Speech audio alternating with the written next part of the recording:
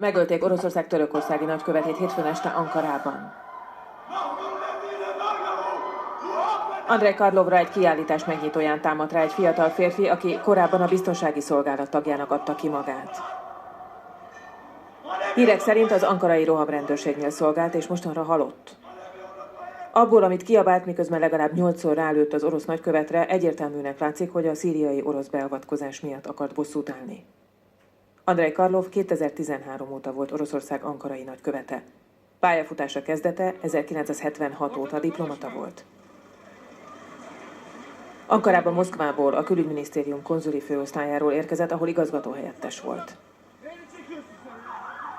A hétfői merényletben olyan súlyosan megsebesült, hogy a helyszínen meghalt. Ezt az orosz külügyminisztérium szóvivője jelentette be nem sokkal a történtek után.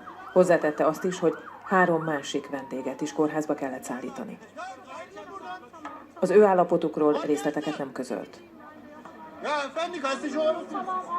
A támadást Moszkva terrorcselekménynek nyilvánította.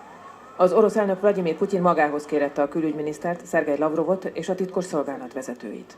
Hírek szerint telefonon beszélt a török államfővel is. A belvárosi galéria környékét a török rendőrség lezárta az orosz nagykövet elleni merénylet után Ankarában.